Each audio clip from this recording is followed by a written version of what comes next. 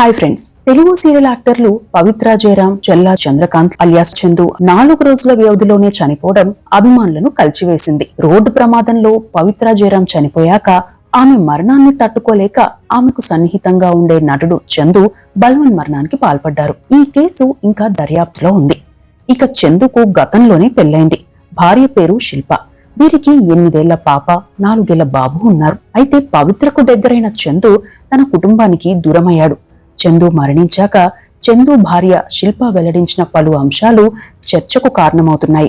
ఆ అంశాలు తెలుసుకుందాం. స్కూల్ టైంలోనే చందుకి శిల్పకి పరిచయం ఉంది. కాలేజ్ టైంలోనే ఫుట్బాల్ ఆడేవారు చందు. శిల్ప క్లాసికల్ డాన్సర్. కాలేజ్ టైంలోనే అంటే 2004లో శిల్పకు ప్రపోజ్ చేశారు. శిల్ప ఒప్పుకోకున్నా 4 ఏళ్ల పాటు ప్రయత్నించి ఒప్పించారు. వీరి ప్రేమను శిల్ప వాళ్ళ ఇంట్లో ఒప్పుకోలేదు. అప్పటికే చందు ఫుట్బాల్ కెరీర్ డిస్టర్బ్ అయింది. సాఫ్ట్వేర్ కంపెనీని కూడా సరిగ్గా నిర్వహించలేకపోయేవారు. యాక్టింగ్ పై ఇంట్రెస్ట్ చూపారు. ఆ టైంలో శిల్ప అతడికి అండగా ఉంది. తాను క్లాసికల్ డాన్సర్ కాబట్టి తనకు తెలిసిన వారి ద్వారా పలు ప్రయత్నాలు చేసింది శిల్ప. చివరికి మంజులా నాయుడు గారి సీరియల్లో చందుకి ఛాన్స్ వచ్చింది. అప్పటి వరకు వీరు ప్రేమికులుగానే ఉన్నారు. 11 ఏళ్ల తర్వాత గాని వీరి ప్రేమను పెద్దలు అంగీకరించలేదు.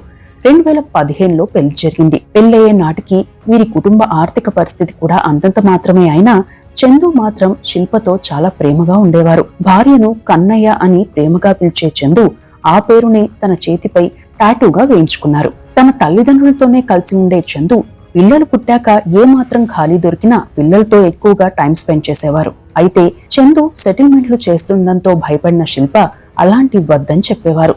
చందు తండ్రి వెంకటేష్ గారు కూడా వివాదాలకు దూరంగా ఉండాలని, సెటిల్మెంట్లు బంద్ చేయాలని కొడుకు చెప్పేవారు. కొన్నాళ్లకు చందులో మార్పులు వచ్చి అలాంటివి తగ్గించి సీరియల్స్ కే ప్రాధాన్యం ఇచ్చేవారు. స్నేహితులతో కాసేపు గడిపి ఇంటికి వచ్చేవారు. అలా అన్యోన్యంగా సాగుతున్న వీరి దాంపత్య జీవితంలో ఊహించని సందర్భం వచ్చింది. అప్పటికే త్రినయని సీరియల్ ఫేమ్ పవిత్రతో చందుకి పరిచయమైంది. ఆ సీరియల్లో పవిత్ర, చందు అక్కతమ్ములుగా నటించారు. తర్వాత కొన్ని రీల్స్ కూడా చేశారు. ఆ టైంలో శిల్పకు చాలా మంది చందు, పవిత్రల క్లోజ్నెస్ గురించి నెగిటివ్ గా చెప్పినా తన భర్త అలాంటి వాడు కాదని, చందుకి తమ కుటుంబమే సర్వస్వమని, ఎప్పుడూ అలాంటి పిచ్చి పని చేయడని అనుకునేవారు శిల్ప. ఇక కోవిడ్ లాక్డౌన్ టైంలో పవిత్రకు క్లోజ్ అయిన చందు ఇంటికి వచ్చిన టైంలో కూడా ఫ్యామిలీతో, పిల్లలతో మాట్లాడకుండా పవిత్రతో వీడియో కాల్స్ మాట్లాడేవారు. పవిత్రకు ఎలాంటి చిన్న ఇబ్బంది వచ్చినా చందునే ఎక్కువగా ఫీల్ అయ్యేవారు, టెన్షన్ పడేవారు. అంతకు ముందుతో పోల్చితే చందు తన ఫ్యామిలీకి అసలు టైం ఇవ్వకపోవడం, ఇంటికి వచ్చినా ఎప్పుడూ పవిత్రతోనే మాట్లాడుతుండటంతో శిల్పకు అనుమానం వచ్చి నిలదీశారు. అప్పటి నుండి చందు నిత్యం మందు తాగి రావడం, కొట్టడం చేసేవారు. ఆ టైంలో శిల్ప గారి అత్తగారు అంటే చందు తల్లిగారు శిల్పకు అండగా నిలిచేవారు. చందుతో తల్లిదండ్రులు శిల్ప పలుమార్లు కూర్చోబెట్టి మాట్లాడినా ఉపయోగం లేకపోగా పరిస్థితి ఇంకా దిగజారింది. మద్యం తాగి వచ్చి కొట్టేవాడు. పవిత్రతోనే తాను ఉంటానని, పవిత్ర పిల్లలకు తాను ఉన్నానని చెప్పేవాడు. ఖర్చులకు డబ్బులు కూడా ఇచ్చేవాడు కాదు అని చెప్పారు శిల్ప. అయితే తన వైవాహిక జీవితంలోని ఇబ్బందులను పుట్టింట్లో చెప్పేవారు కాదు శిల్ప.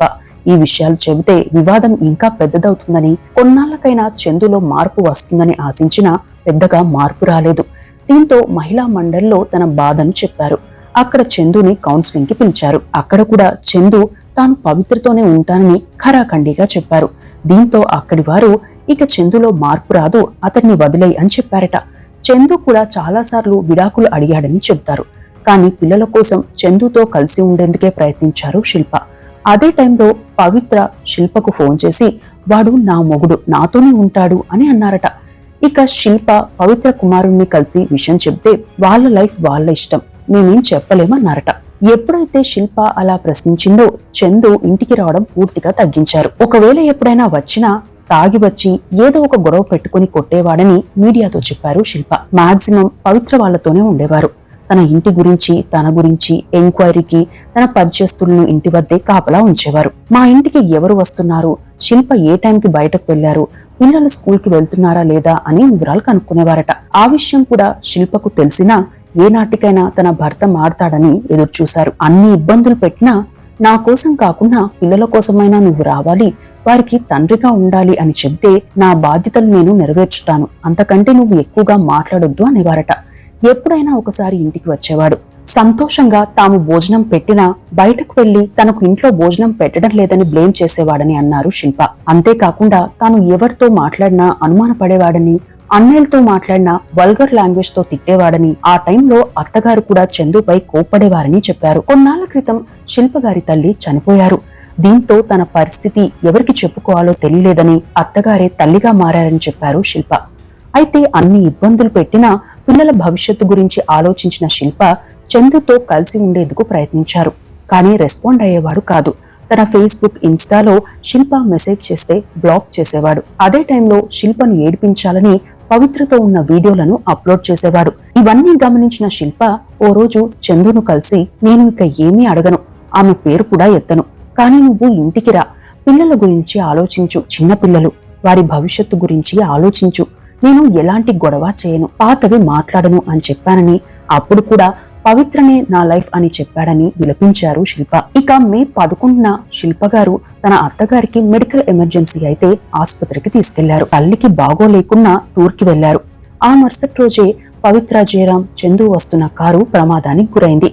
ఆ టైంలో చందు శిల్పకు ఫోన్ చేసి కార్ యాక్సిడెంట్ అయిందని, దెబ్బలు తగిలాయని, అయితే పవిత్ర లెగవడం లేదని చెప్పారట. కాసేపటి తర్వాత పవిత్ర చనిపోయిందని ఫోన్ చేసి ఏడ్చారట చందు. ఇక్కడే శిల్ప మరో అంశాన్ని మీడియాకు చెప్పారు. పవిత్ర చనిపోయే ముందు రోజు వాళ్ళు బెంగళూరుకు వెళ్లారని చెప్పడంలో ఎంత నిజముందో తెలియదని, కానీ గోవా వెళ్లి ఆ వీడియోలు పెట్టి మళ్లీ డిలీట్ చేశారని, కారులో డ్రైవర్ ఉన్నాడో లేదో తనకు అనుమానాలున్నాయని, పవిత్రకు కూడా రిబ్స్ ఫ్రాక్చర్ అయ్యాయని చెప్పారు. ఇక చందు ఆసుపత్రి నుండి వచ్చిన మరుసటి రోజే పవిత్ర 2 రోజుల్లో నేను కూడా వస్తున్నా అని సోషల్ మీడియాలో మెసేజ్ పెడితే శిల్పకు, చందు వాళ్ళ అమ్మకు అనుమానం వచ్చి ఆ మెసేజ్ ఏంటని అడిగారు. అయితే తాను అంత పిరికివాణ్ణి కాదని, అలాంటి పనులు చేయనని చెప్పాడు చందు. ఇంటికి రావాలని అడిగితే నేను పవిత్ర వాళ్ళ ఇంట్లోనే ఉంటానని చెప్పారు. తన ఫ్రెండ్ ద్వారా తన బట్టలు ఇంటికి పంపించేశారు.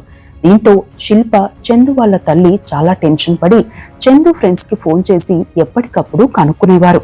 ఆ రోజు ఉదయం ఫోన్ చేసిన ఫ్రెండ్స్ కి తాను లగ్డి కప్పులు వెళ్లి వస్తానని చెప్పాడు చందు. ఆ తర్వాత మధ్యాహ్నం నుండి ఫోన్ చేస్తే రెస్పాన్స్ లేదు. దీంతో శిల్ప గారు చందు వాళ్ళ ఫ్రెండ్స్ కి ఫోన్ చేసి ఓసారి పవిత్ర వాళ్ళ ఫ్లాట్ కి వెళ్ళొద్దామని చెప్పారు. అయితే పవిత్ర వాళ్ళ ఇల్లు అల్కాపూర్ ఏరియాలో అని తెలుసు గాని ఎగ్జాక్ట్ గా ఫ్లాట్ అడ్రస్ తనకు తెలియదని, తమను చందు రాత్రిపూట గల్లీలో నుండి తీసుకెళ్లేవాడని ఫ్రెండ్స్ చెప్పారట. చివరికి సాయంత్రానికి చందు వాళ్ళ ఫ్రెండ్స్ ఆ ఫ్లాట్ కి వెళ్లి చూసేటప్పటికి చందు చనిపోయి కనిపించాడు. చందు ఎలా ఉన్నా బాగుండాలని, తన పిల్లలకు తండ్రిగా ఉండాలని కోరుకున్నానని, ఇలా చేస్తాడని అనుకోలేదని చెప్పారు. ఇన్నాళ్ళు బయటకు ఎందుకు చెప్పలేదు అనే ప్రశ్నకు సమాధానమిస్తూ, సింగిల్ పేరెంట్ ఉండే పిల్లల బాధ నాకు తెలుసు, నా పరిస్థితి నా పిల్లలకు రాకూడదని అనుకున్నా, చందు ఏనాటికైనా మారతాడని అనుకున్నాం.